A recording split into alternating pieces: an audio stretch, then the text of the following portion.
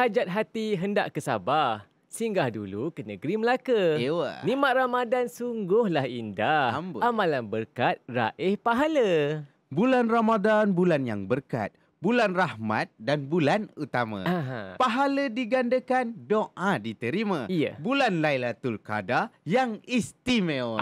Istimewa. Cantik. Okey. Cuti sekolah ramai berkhatan. Kali ni lain ya? Lain pergi dia. Rasa malu dikunjungi tetamu. Bulan mulia penuh keberkatan. Lailatul Qadar dicari moga bertemu. Assalamualaikum warahmatullahi wabarakatuh. Alhamdulillah bertemu lagi jodoh kami bertiga bersama lagi untuk Borak Tengah Lapar hari ini, episod yang ke-20 bersama saya Putra Azwan, Dr. Taha dan juga Dewa Artih. Jadi sebelum kita nak terus ke topik kita, nak tanyalah dekat Dewa dengan doktor kan. Dah masuk 20 Ramadan ni kan. Adakah semangat nak bersahur tu masih sama macam mula-mula ataupun dah mula macam on off ataupun sebelum tidur tu dah makan siap-siap ke atau macam mana? Saya masih sama lagi. Okey, masih konsisten. Masih konsisten. Dengan kurma 3 biji, air susu, itu maintain. Kurma? Saya cuma sahur, saya tak makan yang macam nasi ke apa berat-berat, saya tak makan. Memang kurma 3 biji. Kalau paling banyak pun dia akan pergi ke 7 biji. Okey. Lepas tu air susu. Itu saja. Itu memang syarat awak bersahur? Ya. Okey. Bagus. Macam sebenarnya menu yang macam tu menu yang dekat dengan sunnah Nabi sallallahu alaihi wasallam. Sallallahu alaihi wasallam. Ada kurma, ada susu, cuma Nabi lebih kepada susu unta dan juga susu kambing. Itu cerita dia. Okey, macam Ustaz pula? Saya alhamdulillah sebab kita kena berpegang pada satu hadis kan, tasahharu fa inna fis suhuri barakatan. Bersahurlah kerana pada sahur itu ada barakah tersendiri. So kita bersahur walaupun sesuap, walaupun saya bangun 15 minit sebelum azan, sahur je lah. Sahur tetap sahur ya. Okey, baik, untuk topik kita hari ini Dewa dan juga doktor, iaitu mengenai pembaziran sahabat syaitan. Okey, jadi pembaziran sahabat syaitan. Ya, kan. Jadi mungkin doktor boleh kongsikan secara amnya kan, apakah yang maksudkan dengan pembaziran ni dan mengapa bila membazir je orang kaitkan dengan syaitan ataupun sahabat syaitan. Dia senang. Bila sebut bazir, kenapa jadi kawan syaitan? Apa dosa syaitan? Macam mana syaitan boleh jadi syaitan? Syaitan jadi syaitan sebab bila Allah suruh dia sujud pada Nabi Adam, dia tak nak. Dia tak nak. Sujud. Apa dia cakap? Aku buat daripada api, engkau buat daripada tanah. Aku tak nak sujud kat engkau. Maka dia tak bersyukur. Allah marah. Allah bagi dia tempat di syurga. Jadi ketua para malaikat. Aku suruh kau buat benda kecil je. Tunduk pada Adam. Awak tak nak buat. Ni betul-betul tak syukur. Jadi sebab itu, bila orang dia membazir, dia tak bersyukur. Tidak bersyukur, sifat syaitan. Maka membazir itu sifat syaitan. Nampak tak mantiknya di situ? Jauh kona dia tu. Dia bukan semudah. Padahal kalau kau fikir kan, kalau awak semua berfikir, syaitan nak bazir apa? Dia diberi jangka hayat sehingga hari kiamat. Sama macam Nabi Isa, sama macam Dajjal, sama syaitan. Tiga-tiga ni kategori diberi umur yang luar biasa panjangnya. Sebab itu Allah marah sangat orang yang membazir kerana dia membawa sifat syaitan yang tak bersyukur. Saya ingat bila satu kali saya makan, ini ayah saya lah cakap, kan saja saya kongsikan. Baik. Bila kita makan nasi tak habis, maka ayah saya akan sound. Kalau rezeki Allah yang Allah dah bagi kat engkau kat pinggan, depan mata engkau pun awak tak habiskan, maka awak tak layak dapat rezeki tambahan. Ni aku dah bagi kat engkau ni atas pinggan, pun kau buang. What makes you think? Apa yang menjadikan awak fikir awak mampu atau awak layak dapat rezeki tambahan? Nikmat apa yang hendak engkau dustakan? Ya, gitu Ustaz Dewa. Kami soon. Jangan nanti aku tak boleh cari makan. Boleh, insyaAllah. Baik, ini tu dia mukadimahnya untuk pembaziran ni. Dan kejap lagi kita nak ada banyak nak tanya dekat doktor ni kan. Dewa pun dah bersusun tadi. Banyak ni Azwan nak tanya dekat doktor kan. Ada kawan saya yang bernama Zakaria Anjang. Dia kirim soalan. Kita simpan kejap lagi. Kita tanya pada Zakaria Anjang. Orang Perak ke tu? Dia orang Perak lah. Orang Perak lah ya. So dia dah standby. Dia hantar kat saya soalan untuk tanya dekat Dr. Alhamdulillah. Dr. T ya. Sabar tenang. Okey, kita nak berehat seketika. Kita nak bersama Genji Basker dengan persembahan mereka yang seterusnya, Cinta Bandar Tasik Selatan. Tiada apa yang dapat ku rasakan selain dari cintaku padamu. Tiada lafaz sendu yang terindah yang dapat ku gambarkan padamu.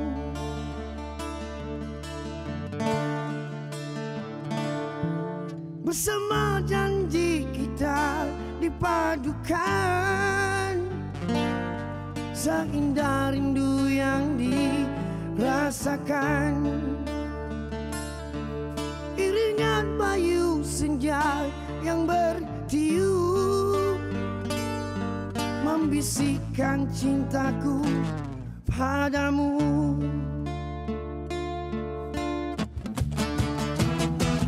Mengapakah perpisahan terjadi dalam cintaku ketika ku memerlukan kasihmu? Bandar Tasik Selatan mencermin kenangan syadu, berderai air mata piluku.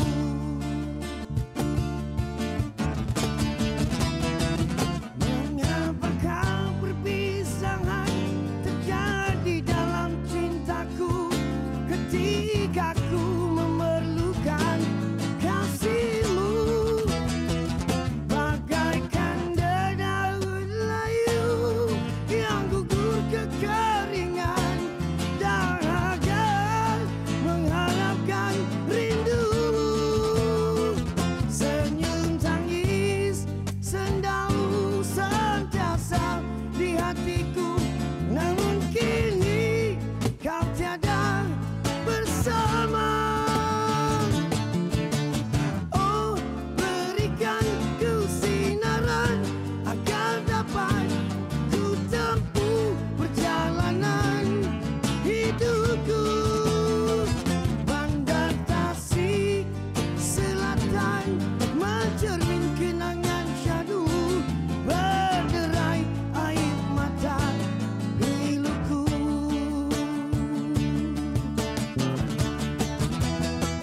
La la la la la la la la la la la la la la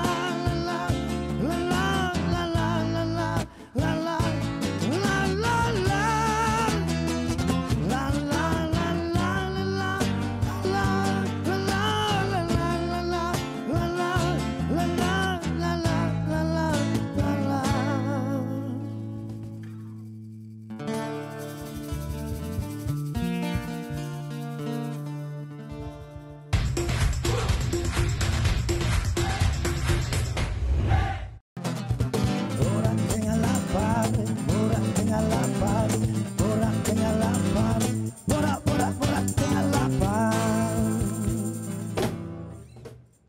Borak Tengah Lapar. Masih bersama saya Putra Azwan, Dr. Taha dan juga Dewa Artih. Kita masih berbicara mengenai pemfastiran sahabat syaitan. Ya. Jadi ni saya nak baca soalan daripada kawan saya tadi. Saya tahu nama dia. Siapa? Anjang. Zakaria Anjang. Oh, Ya, Doktor dan- ingat Ingat. Mantap. Okey. Sebab nama dia sedap. Okey, soalan dia berbunyi begini. Bagaimana Islam menggalakkan umatnya untuk menghargai nikmat berbuka puasa dengan menghindari pembaziran? Ha. Itu bukan soalan tu, karangan nama-nama. Maknanya saya tahu dia hantar apa itu. Maknanya kata kunci dia dua. Ha. Satu, buka puasa. Dua, menghargai. Ya. Maknanya makanan dalam buka puasa tu nak dihargai supaya implikasi dia tak menjadi pembaziran. Ya, menghindari pembaziran. Kalau kita lihat, memang kalau dalam konteks berpuasa, ada dua tafsiran.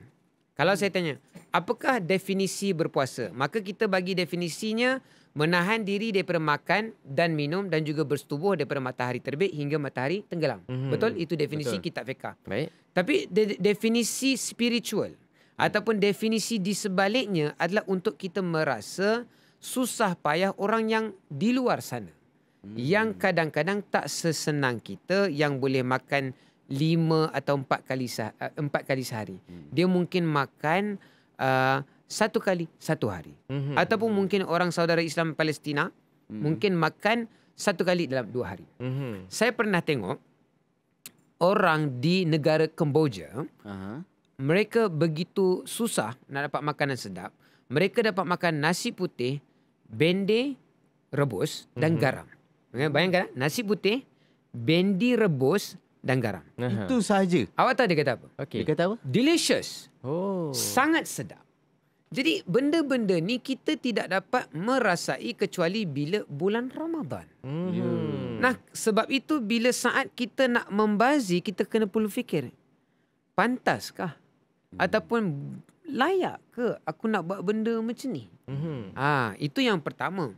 Yang keduanya, Ramadan bukan pesta untuk kita makan bermacam-macam juadah ataupun untuk melantak.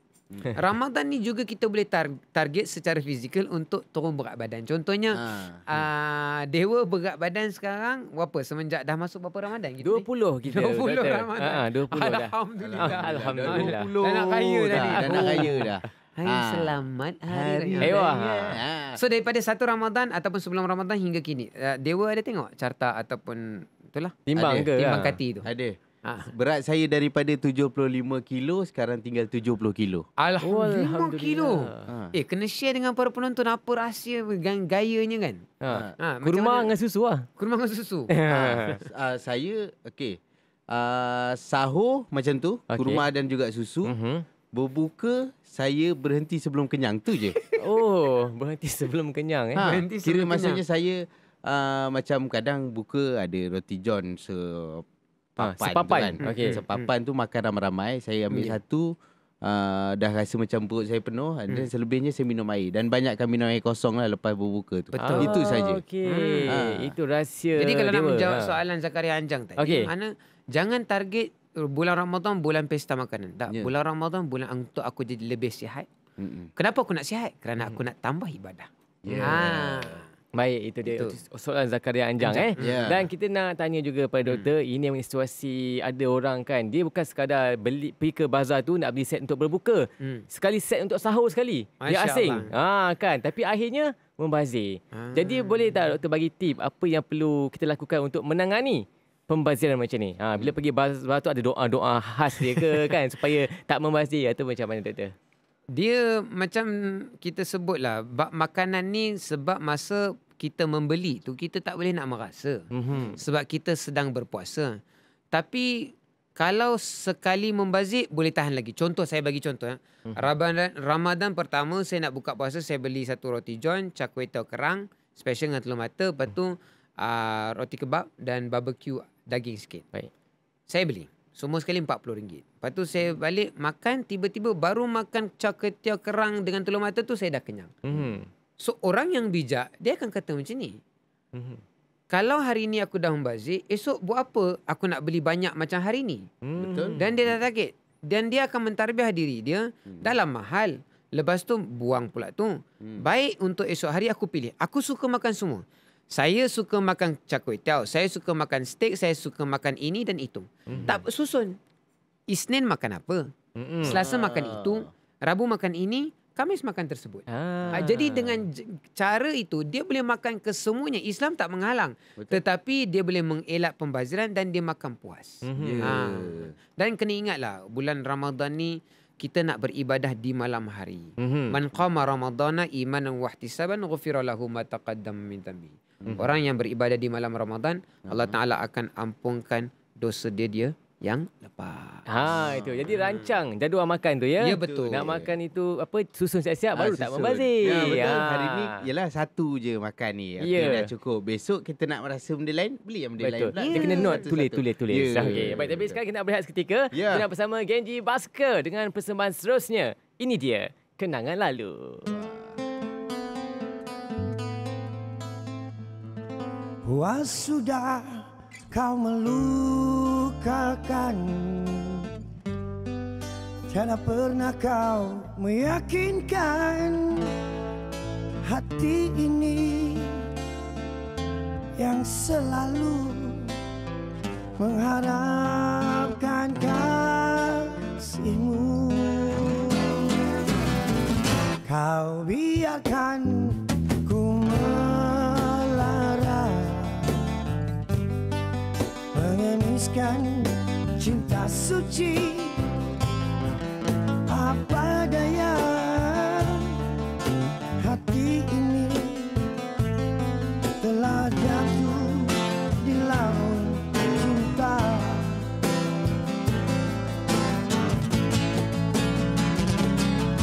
Mengapa aku disiksa? Apakah tujuan dia? Mungkin karena ia pernah dikecewakan cinta. Katakan pada diriku, aku kan membalut luka. Jangan kau simpan dendammu, dan aku jadi mangsanya.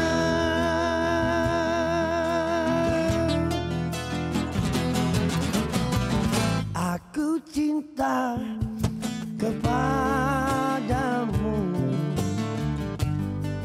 hanya itu yang ku tahu. Lupakanlah kenangan lalu, kita bina hidup baru.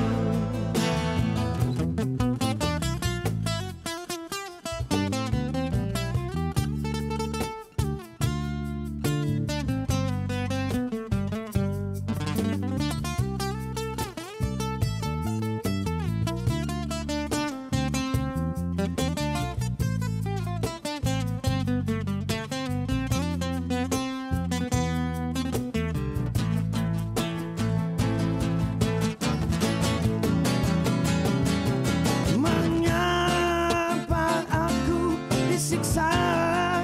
Apakah tujuan dia? Mungkin karena ia pernah dikecewakan cinta. Katakan pada diriku, aku kan membalut luka. Jangan kau simpan dendammu, dan aku jadi mangsanya.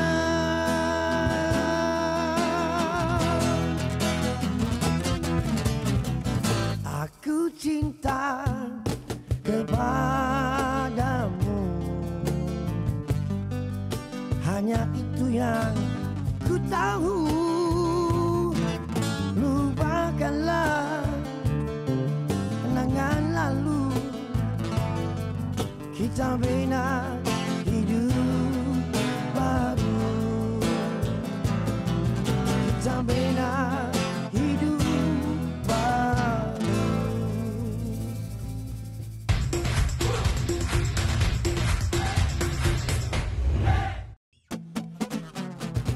Borak tengah lapar, borak tengah lapar, borak tengah lapar, borak tengah lapar. Borak Tengah Lapar. Masih bersama saya Putra Azwan, PU Dr. Taha dan juga Dewa Arte. Kita masih berbicara mengenai pembaziran sahabat syaitan. Tapi sebelum tu, macam biasa ada trivia. Trivia macam biasa kan? Macam biasa. Tapi hari ini trivianya saintifik sikit. Oh, saintifik ya? Saintifik, okey. Okey, silakan. Okey, trivianya dalam tempoh kita berpuasa dan untuk mendapatkan tenaga, badan kita mula memecahkan simpanan lemak. Jadi ini mengakibatkan pembakaran toksin berbahaya yang mungkin juga terdapat dalam lemak tadi. Ringkasnya, Ramadan ini menghidupkan semula sistem penghadaman kita. Itu trivia saintifiknya untuk hari ini. Pecahkan lemak. Pecahkan lemak. Itu dia cantiknya. Kan Ramadan, okey? Memang cantik. Sometimes. Sebab tu cantik. yang dewa boleh hilang turun 5 kilo dalam masa 20 hari tu. Dia Pecahkan lemak Pecahkan tadi. lemak. Pecahkan lemak tu. Tahu jangan pecah ruyung. Okey. Pecah Baik, ruyung. kita kembali untuk topik kita, pembaziran sahabat pembaziran. syaitan tu dewa. Saya nak tanyalah. Ini pasal biasa bulan puasa dan raya orang akan main mercun kan. Okey. So, adakah pembelian mercun itu satu pembaziran? Dan main mercun. Sedangkan benda tu kan boleh buat dia happy, bahagia, seronok. Pembaziran atau tidak? Itu saja. Kalau kita sebut tentang mercun ya, dengan main mercun tu happy. Kita senang kita letakkan dalam Islam, niat tidak menghalalkan cara. Kerana cara nak jadi happy ada banyak lagi cara-cara yang lain. Kita tak perlu pandang daripada sudut Islam sahaja. Malah daripada sudut perundangan. Kita ada undang-undang mengganggu Ketenteraman awam. Ketenteraman awam. Thank you very much. Ketenteraman awam. Malahan kita juga boleh melihat dari sudut barang itu adakah dibayar cukainya sebelum dibawa masuk ke dalam negara. Kebiasaannya tidak.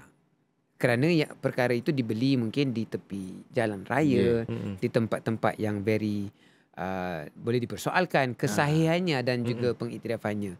Jadi itulah. Tapi dalam konteks Islam, untuk kita membeli sesuatu, maka kita perlu lihat pada manfaatnya. Kalau sekadar manfaat itu gembira, tetapi kaedahnya adalah dengan membakar wang. Apa beza membakar mercun dengan membakar wang? Tidak ada jauh beza, kecuali membakar mercun ni ada bunyi dan ada cahaya. Manakala membakar wang tidak ada bunyi, menangis. Duit habis. RM50 dibakar. Betul.